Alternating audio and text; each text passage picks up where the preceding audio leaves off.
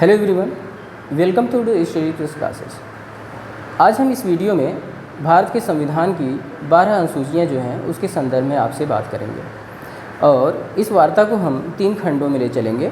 पहला खंड या सबसे पहले जिस बात पर चर्चा करेंगे वह यह है अनुच्छेद और अनुसूची में क्या अंतर है, हम इसे देखेंगे।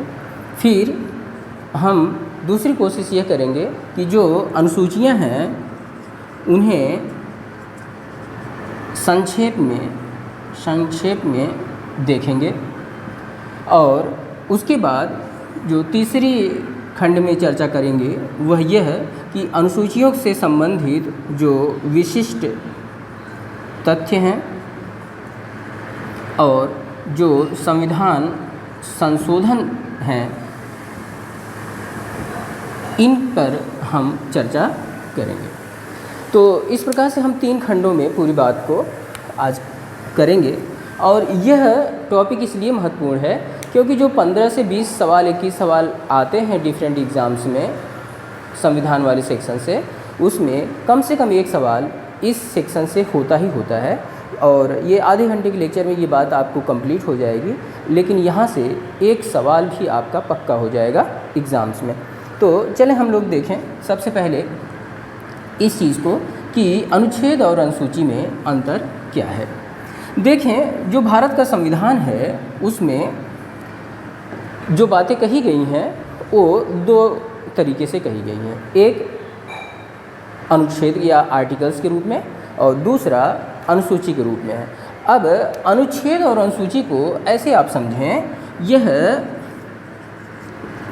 अनुच्छेद और अनुसूची यानी अब अनुसूची को अनुधन सूची जोड़ दीजिए, यानी जो अनुच्छेद हैं, जो आर्टिकल्स हैं, उन आर्टिकल्स से जुड़ी हुई रिलेवेंट या प्रासंगिक जो सूचियां हैं उनको जहां पर रखा गया उन्हें शेड्यूल या अनुसूची कहा गया। ये बात क्लियर हो गई होगी।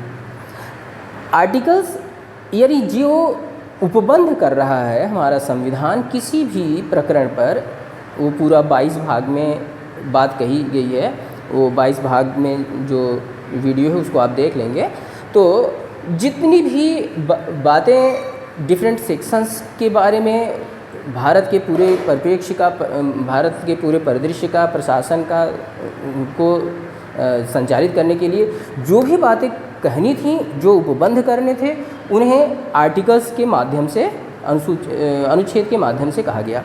अब उन अनुच्छेदों से जुड़ी हुई जो लिस्ट्स बन रही हैं, सूचियां बन रही हैं, जो विवरण विशेष बन रहे हैं, जो बहुत लंबा विवरण भी हो जा रहा है, उनको पृथक रूप से अनुसूची के रूप में व्यवस्थित किया गया है संविधान में। ठीक है, तो ऐसा करने से क्या है, संविधान व्यवस्थित रूप में गठित हो गया। हाँ, तो ये संविधान के निर्माण की जो व्यवस्था है उसको दर्शाता है अनुसूची और अनुच्छेद का ये विभाजन। तो चलिए अब हम देखें भारत के संविधान में जो 12 अनुसूचियां हैं वे संक्षेप में क्या हैं और कैसे हैं।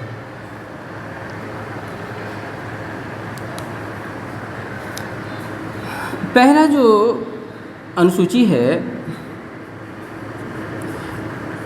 पहली अनुसूची जो है वो, पहली अनुसूची में जैसे भाग 1 में संघ और राज्य क्षेत्र है, उसी तरह से यहाँ भी संघ और संघ राज्य क्षेत्र, ठीक है, संघ राज्य क्षेत्र या ठीक है, समझ गए आप। तो ये है और आर्टिकल 1 और आर्टिकल 4 इससे संबद्ध हैं।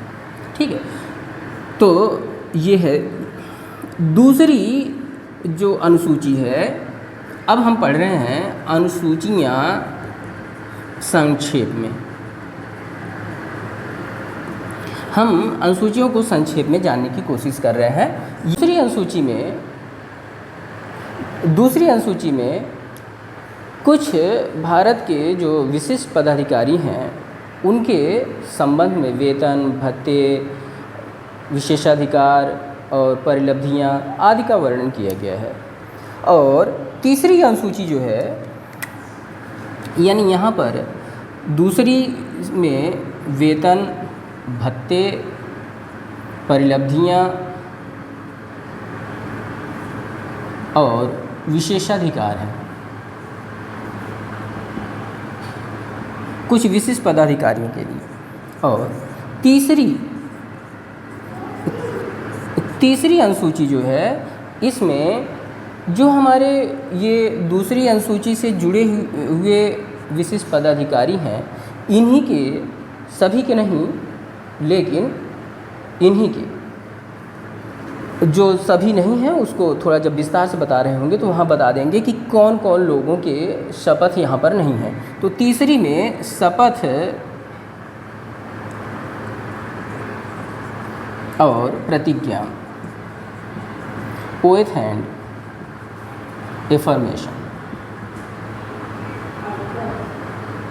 अब इसमें तीसरी अनुसूची और दूसरी अनुसूची देखें, इस प्रकार से देखते हैं, दोनों एक दूसरे से जुड़ी हुई संदर्भ हैं। और इसमें जो शपथ और प्रतिज्ञा दिया गया है, यहाँ पर केवल राष्ट्रपति, उपराष्ट्रपति और राज्यपाल का शपथ तीसरी अनुसूची में नहीं दिया गया है। कभी कभी ये प्रश्न एग्ज़ाम में पूछा गया है कि राष्ट्रपति की शपथ किस आर्टिकल में लिखी गई है, उपराष्ट्रपति की शपथ किस अनुसूची में है, ये बातें, या राज्यपाल की किस अनुसूची में है, ये संदर्भ जो है पूछा जाता है। जब हम थोड़ा इसको विस्तार से नेक्स्ट पार्ट में इसी के नेक्स्ट सेक्शन में आगे चर्चा में कर रहे हैं, तो वहाँ पर हम ले लेंगे विस्तार से। चलिए, और चौथी जो है, चौथी अनुसूची का संदर्भ है,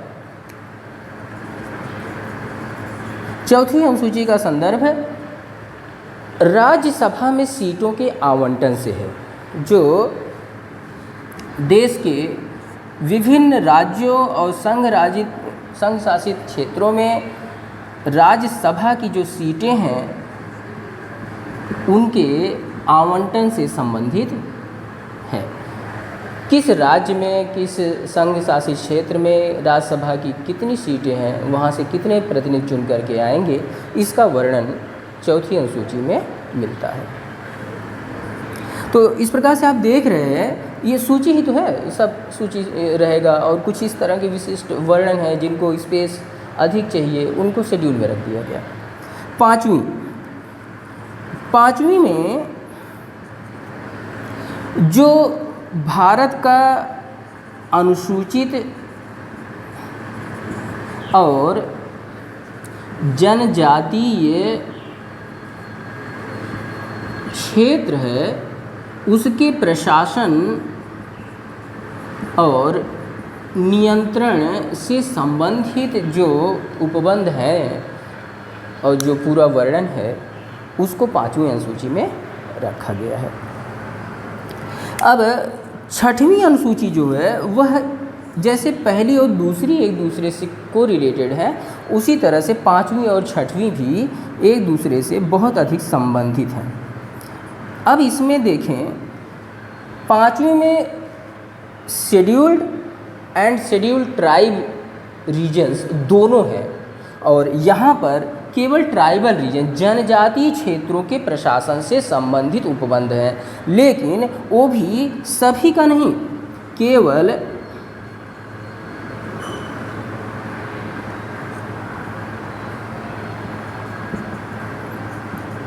असम, मेघालय,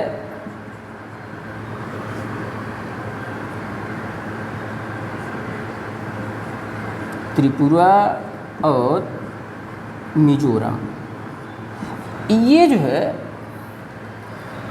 इन क्षेत्रों के प्रशासन से संबंधित, इन क्षेत्रों के इनके जनजातीय क्षेत्रों के प्रशासन से संबंधित उपबंध यहाँ पर रखे गए हैं।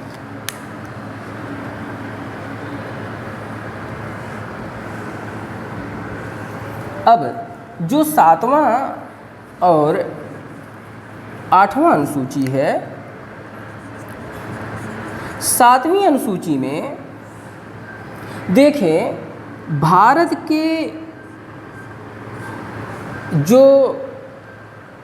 का जो पूरा प्रशासन है, उसके संदर्भ में 3 सूचियों का उल्लेख मिलता है। 7वां में स से आया सूची, ये ऐसा थोड़ा दिमाग में अगर बैठाने का कोशिश करें तो ऐसे कर लीजिएगा। तो यहाँ संघ सूची, राज्य सूची और समवर्ती सूची। 7 में स है और स से सूची को रिलेट कर लीजिए। तो ये 7वें अनुसूची में केवल और केवल सूचियां हैं। यानी अब इन सूचियों में क्या है, इन सूचियों में संघ के कंट्रोल की कितने विषय हैं, यानी कि संघ किन विषयों पर कानून बना सकता है उनकी सूची है। राज्य किन विषयों पर कानून बना सकता है उनकी सूची है। और समवर्ती सूची वे विषय हैं जिन पर संघ और राज्य दोनों कानून बना सकते हैं। इस पर थोड़ा अलग से कुछ देर बाद बात करते हैं। अभी 8वीं अनुसूची में क्या है इसे देखें। 8वीं अनुसूची में 22 भाषाएं हैं, 22 लैंग्वेजेस हैं जिन्हें सरकार संरक्षण और प्रोत्साहन देना चाहती है या देती है। तो 8वीं सूची का संदर्भ, 8वीं अनुसूची का संदर्भ भाषाओं से है। जैसा कि आप जानते हैं कि भारत का जो संविधान है, इसके मूल संविधान में 8 ही अनुसूचियाँ थीं। उसके बाद 9वीं अनुसूची जो पहला संविधान संशोधन किया गया उसके तहत जोड़ी गई। तो 9वीं अनुसूची में जो विषय हैं वो क्या हैं, इसमें सरकार ने उन विषयों को रखा है जिनको वह न्यायिक पुनर्विलोकन से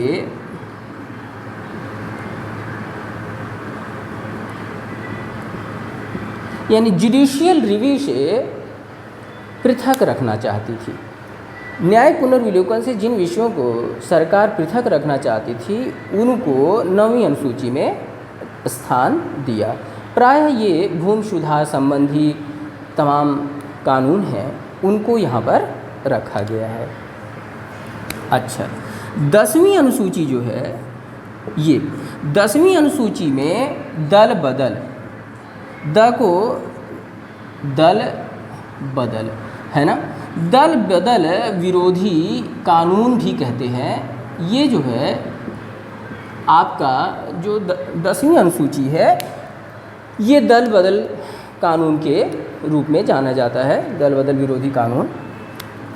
अच्छा, अब 11वीं और 12वीं, अब देखिए ये सब आपको पता है कि मूल संविधान में नहीं थे, ये बाद में आए हैं। तो जैसी बात है इनसे जुड़े हुए संविधान संशोधन होंगे तो उनको हम ये 2 मिनट बाद।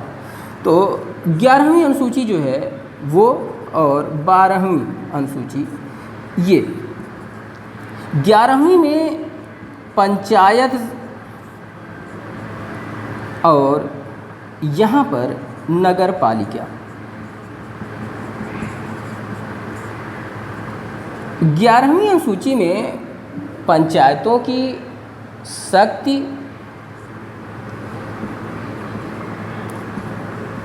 प्राधिकार और उत्तरदायित्व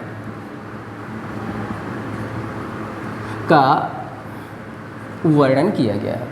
और 12वीं अनुसूची में नगर पालिका की शक्तियाँ, प्राधिकार और उत्तरदायित्व का वर्णन किया गया है। इस प्रकार से हम लोग 12 जो अनुसूचियाँ थीं उनके संदर्भ में एक संक्षिप्त सूचना प्राप्त कर लिए। लेकिन इतने से काम नहीं चलेगा। क्यों?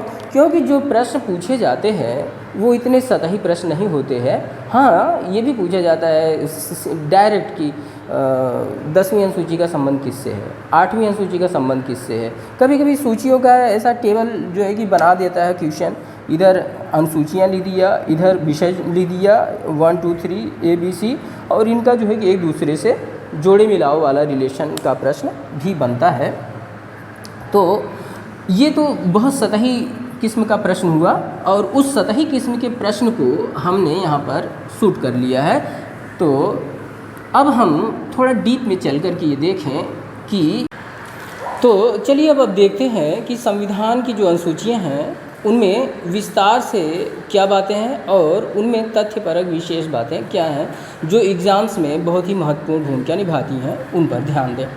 देखें, अब पहली अनुसूची जो है उसमें वर्तमान में एक स्थिति का परिवर्तन आ गया है। अभी तक आपने ध्यान में रखा होगा कि देश में कुल 29 राज्य और 7 संघ शासित क्षेत्र थे, ये ध्यान में रहा होगा। लेकिन वर्तमान की जो स्थिति है वह जम्मू एंड कश्मीर को राज्य के दर्जे से पृथक कर दिया गया है और उसका 2 संघ शासित राज्यों में, संघ शासित क्षेत्रों में उसका विभाजन कर दिया गया है। तो इस प्रकार से एक राज्य घट गया, यानी 29 से राज्य की संख्या घट करके 28 हो गई और जो पहले 29 थी अब वो घट करके एक कम हो गई, 28 हो गई और जो 7 था वह 2 बढ़ करके यानी +2 हो गया और ये 9 हो गया। तो इस प्रकार से हमारे पास अब जो शेड्यूल फर्स्ट है उसमें जो विवरण है वो 29 7 की जगह 28 9 का है। ये ध्यान में रखने का प्रश्न है। क्यों? क्योंकि ये ताज़ा तरीन मसला है और इस पर सवाल बनते ही बनते हैं और बनेंगे। ठीक, अच्छा चलिए दूसरी अनुसूची जो है उसमें जो विशिष्ट पदाधिकारी हैं जिनका वेतन, भत्ते, परिलब्धियां और विशेषाधिकार आदि का उल्लेख किया गया है, वे क्या हैं, उनके नाम उल्लेख इस प्रकार से हैं। देखें, राष्ट्रपति, राज्यपाल, लोकसभा अध्यक्ष और लोकसभा का उपाध्यक्ष, राज्यसभा का सभापति और उपसभापति। ये जो राज्यसभा का सभापति है वह ही पदेन रूप से आपका जो उपराष्ट्रपति होता है वह पदेन सभापति होता है राज्यसभा का। तो इस प्रकार से उपराष्ट्रपति शब्द का प्रयोग यहाँ नहीं है बल्कि इसका प्रयोग है। फिर विधानसभा के अध्यक्ष और उपाध्यक्ष का, उसी तरह से विधान परिषद के सभापति और उपसभापति का दूसरी अनुसूची में वेतन, विशेषाधिकार, परिलब्धियां, भत्ते इत्यादि इत्यादि का विवरण वहाँ मिलता है। अब उच्चतम न्यायालय और उच्च न्यायालय के न्यायाधीशों के संबंध में वही चीज़ें और CAG कंट्रोलर ऑडिटर जनरल जो है हमारा, उसके संदर्भ में भी ये बातें यहाँ पर हैं। अब देखें, जो तीसरी है, जो संक्षेप में हमने चर्चा कर ली है कि तीसरी अनुसूची में शपथ है, इन विशेष पदाधिकारियों की शपथ यहाँ है। इसको थोड़ा हमें ध्यान से यहाँ पर देखना है क्योंकि यहाँ पर इससे एक प्रश्न बनता है महत्वपूर्ण, जिसकी चर्चा संक्षेप में भी कर चुका हूँ लेकिन उसको यहाँ पर स्पेसिफिकली नरेट भी करूँगा। अब देखें, यहाँ देखिए, संघ के मंत्री और राज्य के मंत्री को शपथ दी जाती है 2 पद और गोपनीयता की। हमारा जो मंत्री है संघ का और जो राज्य की सरकारें गठित हो रही हैं उनके जो मंत्री हैं वे 2 प्रकार की शपथ लेते हैं, पद और गोपनीयता की शपथ। इन्हें पद और गोपनीयता की शपथ दी जाएगी, बाकी लोगों को शपथ दी जाएगी पद की। सुप्रीम कोर्ट के न्यायाधीश की शपथ, हाई कोर्ट के न्यायाधीश की शपथ और CAG की शपथ, कंट्रोलर ऑडिटर जनरल की शपथ। यहाँ जितने पदाधिकारी हैं उनकी शपथ का विवरण यहाँ पर है। लेकिन अब देखिए, यहाँ फिर पूरा देख ले तब देखें किसकी नहीं है। संसद के जो लोकसभा और राज्यसभा है उनके 2 प्रकरण आता है।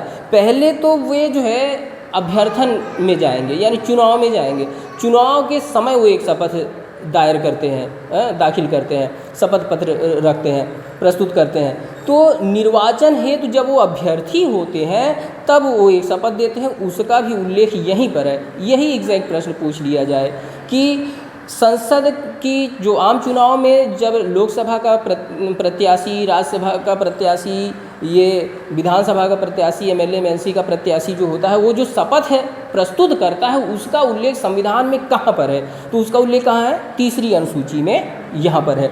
ठीक है, तो विधानमंडल में भी वही 2 चीज़ हुए, विधानसभा और विधान परिषद, तो उनके जो है कि अभ्यर्थी का जो शपथ है वो भी यहीं पर है।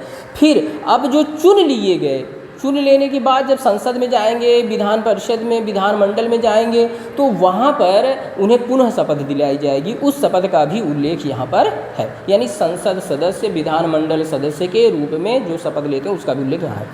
ठीक है, इन सब की शपथ को इन सब पदाधिकारियों से यहाँ मेल करिए, कंपैरिजन करिए। किसको यहाँ पर उल्लेख में नहीं लाया? किसको उल्लेख में नहीं लाया? राष्ट्रपति का उल्लेख नहीं है, राज्यपाल का उल्लेख नहीं है, और राज्यसभा के सभापति जो है उनका उल्लेख नहीं है। यहाँ राज्यसभा के सदस्यों के निर्वाचन के लिए है, लेकिन आप जानते हैं कि राज्यसभा का जो सभापति है वह पदेन रूप से उपराष्ट्रपति है, और वह राज्यसभा के किसी भी सदस्य के रूप में वो चुनाव लड़ता नहीं है। वह राज्यसभा का सदस्य है ही नहीं, तो राज्यसभा के सदस्य के रूप में चुनाव उसने लड़ना नहीं है, तो यानी वह यहाँ पर नहीं है। इतनी बात तो क्लियर हो गई। यानी ये पदेन सभापति हमारा जो उपराष्ट्रपति है, इस प्रकार से हमने क्या देखा कि ये उपराष्ट्रपति और ये जो है दो लोग, ये तो इन तीन लोगों का विवरण इस शपथ में यहाँ नहीं है। तो है कहाँ पर? राष्ट्रपति की शपथ अनुच्छेद यानी आर्टिकल 60 में, उपराष्ट्रपति के शपथ का उल्लेख 69 में, और राज्यपाल के शपथ का उल्लेख 159 आर्टिकल में है। ये बहुत महत्वपूर्ण प्रश्न है, इस पर प्रश्न बने हैं, परीक्षाओं में पूछे जाते हैं और पूछे जाएंगे। ठीक है, ये बहुत बड़ा तथ्य है जानकारी के दृष्टि से। तो ध्यान में आ गया, राष्ट्रपति 60 में, उपराष्ट्रपति 69 जिसे 69 कहते हैं उसमें, और 159 यानी 159 में आपका कौन है? राज्यपाल। इनकी शपथ का उल्लेख वहाँ पर पृथक से किया गया है। इस प्रकार से हम 3 और 2 और 1 2 3 अनुसूचियाँ जो हैं उनकी विशिष्ट बातों को हमने पढ़ लिया। अब देखिए हम पढ़ेंगे चौथी, तो जान रहे हैं राज्यसभा की सीटों का आवंटन है। 5वीं अनुसूचित क्षेत्र और अनुसूचित जनजाति क्षेत्रों का उल्लेख है, प्रशासन नियंत्रण। और 6वीं में असम, मेघालय, त्रिपुरा, मिजोरम के जनजातीय क्षेत्रों के प्रशासन के लिए विशेष उपबंधों का वहाँ उल्लेख है। ये तो सिंपल है, इसमें कोई और विशिष्ट तथ्य जोड़ने की ज़रूरत या चर्चा में लाने की ज़रूरत नहीं है। हाँ, अब जो 7वीं अनुसूची है उसके संदर्भ में बहुत महत्वपूर्ण सूचना यहाँ पर साझा करना जरूरी है। वो क्या? देखें, 7वीं अनुसूची में 3 बातें हैं, यानी 7वीं में 3 सूचियाँ हैं। क्या? संघ सूची, संघ सूची, राज्य सूची और समवर्ती सूची। यानी वे विषय जिन पर संघ को कानून बनाने का अधिकार है, वे विषय जिन पर राज्य को कानून बनाने का अधिकार है, और वे विषय जिन पर दोनों को कानून बनाने का अधिकार है। वो इसमें जो महत्वपूर्ण तथ्य है वह क्या है? जब संविधान का आरंभ हुआ तो यहाँ पर 97, यहाँ पर 47 और यहाँ पर 66 सब्जेक्ट्स थे, विषय थे, जो वर्तमान में कितने हैं? ये विषय आज की डेट में महत्वपूर्ण है। ये 100 हो गया है, ये 52 हो गया है, और ये घट करके 61 हो गया है, 61 हो गया है। ये सूचना महत्वपूर्ण है, यहाँ पर ये बताना था। अब देखिए, आपको जो पिछला वीडियो दिया हूँ उसमें एक वीडियो इस बात का था कि संविधान के स्रोत क्या हैं, हमारे संविधान के निर्माण के स्रोत, यानी हमारे संविधान में बहुत सारी चीज़ें हैं जो दुनिया के तमाम संविधानों से प्रेरित हैं, उनका उल्लेख आता है। तो उसका भी एक वीडियो बनाए हैं। उसमें ये महत्वपूर्ण सूचना उससे जुड़ी हुई कि 7वीं अनुसूची की जो सूचियां हैं उनका कहाँ से स्रोत बनता है, या वे कहाँ, किस दुनिया के किस संविधान से प्रेरित है। तो यह है कनाडा। कनाडा के संविधान से 7वीं अनुसूची प्रेरित है। लेकिन यहीं पर एक और प्रश्न बनता है कि समवर्ती सूची जो है यह दुनिया के किस संविधान से प्रेरित है। तो 7वीं अनुसूची में समवर्ती अनुसूची जो है, समवर्ती सूची, यह ऑस्ट्रेलिया से, ऑस्ट्रेलिया के संविधान से प्रेरित है। तो 2 प्रश्न स्रोत से संबंधित 7वीं अनुसूची में महत्वपूर्ण रूप से बनते हैं। पहला ये प्रश्न बनता है कि कहाँ से ये सूचियों का मसला कहाँ से प्रेरित है, तो वो कनाडा से, और समवर्ती सूची ऑस्ट्रेलिया से प्रेरित है। तो ये जो है कि महत्वपूर्ण सूचना। अब हम लोग चलेंगे 8वीं अनुसूची पर, जो भाषाओं से संबंधित है, जिसमें 22 भाषाएं हैं। तो उस पर थोड़ा विस्तार से देखें, और 7 संविधान से जुड़े हुए संशोधन हैं जो अनुसूचियों से ही संबंध रखते हैं, उनको भी हमें यहाँ पर ध्यान कर लेना है। उनको मैं याद करा दूँगा बस 2 मिनट में, ठीक है। चलिए अब वहाँ चलते हैं।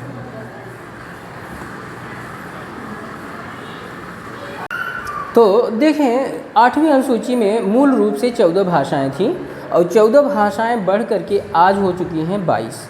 और इस 8वीं अनुसूची में ही 3 संविधान संशोधन हैं, तो वह स्वयं में महत्वपूर्ण हो जाता है। और पूरी की पूरी जो अनुसूचियां हैं 12, उनसे कुल मिलाकर के 7 कॉन्स्टिट्यूशनल अमेंडमेंट्स यानी 7 संविधान संशोधन इन्वॉल्व हैं अनुसूचियों के संदर्भ में, जो महत्वपूर्ण हैं।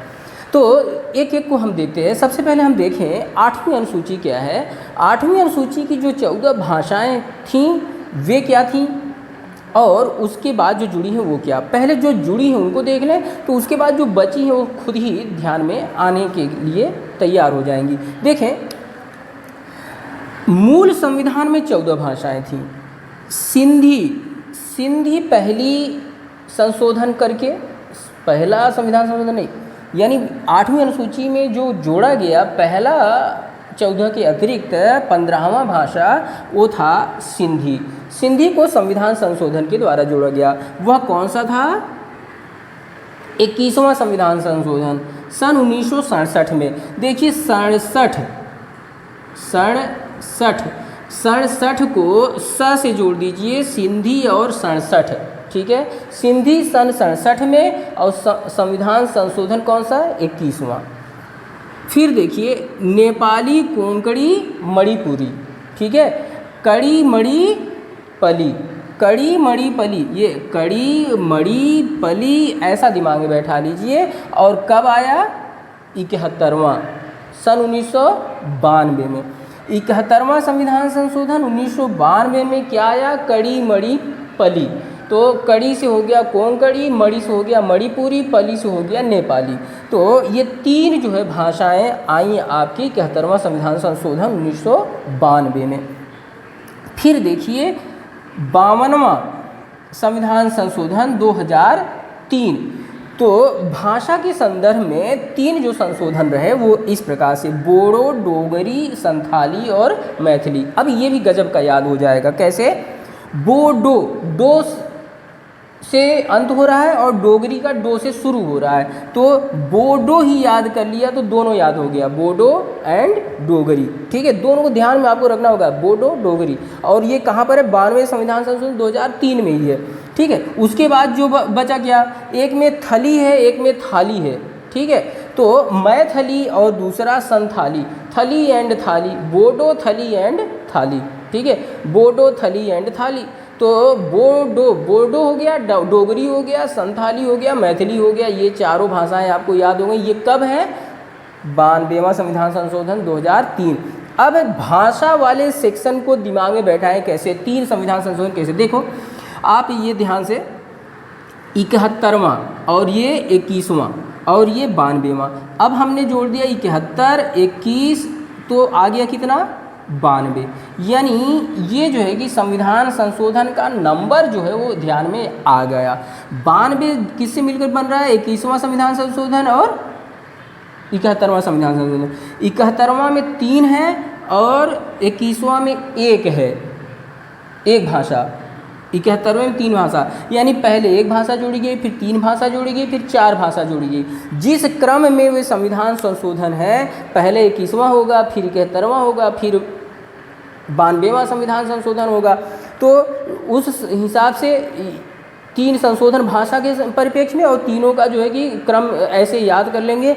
21 को जोड़ेंगे 71 में तो आ जाएगा 92। और फिर ये सिंधी को 67 से बैठा देंगे, तो ये 21वां संविधान संशोधन कब हुआ है? 1967 से। आइए इसमें प्रश्न जो पूछे गए हैं उसमें से एक प्रश्न ऐसा भी पूछा गया जैसे कौन सा चीज़ सही है, हाँ, कौन सा तथ्य सही है। तो अब सब कुछ सही दे दिया गया। सिंधी को 21वें संविधान संशोधन द्वारा 8वीं अनुसूची में जोड़ा गया, लेकिन सन दे दिया 67 की बजाय 68 बस। तो तथ्य निम्न में से कौन सा तथ्य सही नहीं है। अब आपको सब याद रहेगा, सब कहेंगे अरे ये तो सब सही ही है, लेकिन ये 67 और 68 नहीं याद है तो आप कहेंगे नहीं सिंधी तो 21वें से है तो सही है, लेकिन अब सब सही दिख रहा है तो कंफ्यूज हो जाएंगे, नहीं यार पता नहीं कौन सा सही है पता नहीं कौन सा गलत है। तो इसलिए ये फोकस करके याद करा रहा हूँ कि ऐसे भी प्रश्न आते हैं, इसलिए ये सन को यहाँ संविधान संशोधन वाले सन को भी थोड़ा ध्यान में रखना पड़ेगा। सिंधी से 67, स से 67, ठीक है, ज़्यादा बहुत फैलाने की ज़रूरत नहीं है। 92 को और 2003 को, 92 क्यों मैं ध्यान में दिलाना चाह रहा हूँ, देखिए 92 में 2 और संशोधन हैं जो अनुसूची से जुड़े हुए हैं। सन 1992 में 3 संशोधन आप ध्यान में रखें तो यह भी बरबस ही दिमाग में बैठ जाएगा। अच्छा 71वां, 73वां और 74वां सन 1992 सन 92 जो है कि अनुसूचियों से जुड़ा हुआ 3 संशोधन लेकर के आता है सन 1992। 71वां संविधान संशोधन 8वीं अनुसूची में भाषा 3 जोड़ता है और 73वां संविधान संशोधन पंचायतों के संबंध में पंचायतों की शक्तियां, प्राधिकार और उत्तरदायित्वों को जोड़ता है और 74वां संविधान संशोधन 1992 नगर पालिका के संबंध में शक्तियां, प्राधिकार और उत्तरदायित्व को जोड़ता है। ठीक है, तो सन 1992 में 3 संशोधन, इस प्रकार से मैंने आपको 3, 2, 5 संशोधन ये याद करा दिए। अब देखिए प्रथम अनुसूची जो है वो सन 1951 में 1951 में जोड़ी गई। वह क्या है, वह उन उपबंधों को शामिल किया गया उसमें जिनको सरकार न्यायिक पुनर्विलोकन से पृथक रखना चाह रही है। इसमें प्रायः भूमि सुधार संबंधी कानूनों को स्थान दिया गया है। अब देखिए जो 10वीं अनुसूची है जिसको दल बदल विरोधी अनुसूची भी कहते हैं या दल बदल विरोधी कानून भी कहते हैं, उसको 52वां संविधान संशोधन 52nd कॉन्स्टिट्यूशनल अमेंडमेंट के द्वारा लाया गया 10वीं अनुसूची को और 1985 में 1985 में। ये इतने हैं। चलिए हम 8वीं अनुसूची पर 1 मिनट के लिए पुनः आ जाते हैं। देखिए अब हमको यहाँ से कितनी भाषाएं याद हो गई, 3, 4 और 4, 8, यानी 14 के बाद ये 8 भाषाएं हमें याद हो गई। अब बची हमें ये 14, इनको हम जो है कि याद कर लेंगे। कैसे, देखें असम बंगाली, असमिया भाषा, बंगाली भाषा, असम, वहाँ से हम नॉर्थ ईस्ट से शुरू करेंगे। नॉर्थ ईस्ट की असम और बंगाल, फिर यहाँ गुजराती और हिंदी। हिंदी तो जो है कि 8वीं अनुसूची में है ही है। अच्छा एक प्रश्न बहुत महत्वपूर्ण बनता है, वही है इन सब में ये जो 22 भाषाएं हैं उसमें अंग्रेजी नहीं है और अंग्रेजी हिंदुस्तान को बहुत डोमिनेट कर रही है, लेकिन 8वीं अनुसूची में जो 22 भाषाएं हैं उनमें अंग्रेजी नहीं है। इसको ध्यान में बैठा लेना है। कभी कभी ये भी प्रश्न पूछा गया है, निम्न में से कौन सी भाषा 8वीं अनुसूची में नहीं है, और उसमें नाम दिया रहेगा अंग्रेजी का। अंग्रेजी बिना किसी कन्फ्यूजन के आप लगा दीजिए कि अंग्रेजी 8वीं अनुसूची में स्थान नहीं प्राप्त की है। देख लीजिए कहीं स्थान इसको नहीं मिला है, जबकि यह भारत में बहुत अधिक डोमिनेट करती है अंग्रेजी। तो चलिए असमिया, बंगाली या बंगला, गुजराती, हिंदी, कन्नड़ और कश्मीरी, के से 2 languages, Kannada and Kashmiri. Total है क से कितनी, 3, कन्नड़, कश्मीरी, कोंकणी। ठीक है, तो यहाँ पर 2 पहले से थी, कोंकणी बाद में आ गया। ऐसे भी ध्यान में बैठाने के लिए आप कर सकते हैं। ठीक है, अब एम से मराठी, मलयालम, मैथिली, मणिपुरी। तो एम से 4 लैंग्वेजेज हैं। 2 मणिपुरी और मैथिली जो है संविधान संशोधन के द्वारा है, उसको वहीं पर फिट रहने दीजिए दिमाग में तो ज़्यादा अच्छा है। यहाँ से घाल मेल करने में कभी मुश्किल भी हो सकती है कि अरे ये कहाँ वो कहाँ। तो चलिए एम से 2 मलयालम और मराठी, फिर टी से 2 तमिल एंड तेलुगु, ओ से उड़िया, पी से पंजाबी, एस से संस्कृत, यू से उर्दू। तो उर्दू संस्कृत, ठीक है, तमिल तेलुगु, उर्दू संस्कृत तमिल तेलुगु उड़िया पंजाबी मलयालम मराठी हिंदी कन्नड़ से कन्नड़ और कश्मीरी गुजराती बंगाली और असमिया। ये आप जो है अल्फ़ाबेट से याद रखना, ठीक है, और अल्फ़ाबेट का एक रिलेशन कोई तैयार कर लेना अगर आपका मन करे। तो इस प्रकार से हम देखते हैं कि 8वीं अनुसूची की 22 भाषाएं भी लगभग याद हो जा रही हैं और इनका जो संविधान संशोधन से रिलेटेड पूरा इश्यूज़ था हमने जो है कि इसमें कवर कर लिया। और लगभग यही सारी बातें आपकी अनुसूची से जुड़ी हुई महत्वपूर्ण तथ्य हैं जहाँ से प्रश्न उठते हैं, ठीक है। हमने लगभग सभी प्रश्नों को छूने की कोशिश की है और सबको हमने छू लिया है। हमको लगता है अब कोई ऐसा तथ्य बच नहीं रहा है जिसको हम अनुसूची में और पढ़ा दें तो आपका एग्ज़ाम का जो इश्यूज है वो तैयार हो जाए। यानी हमने आपके एग्ज़ाम से रिलेटेड जितनी इश्यूज आते हैं इस सेक्शन से उसको पूरा आज कवर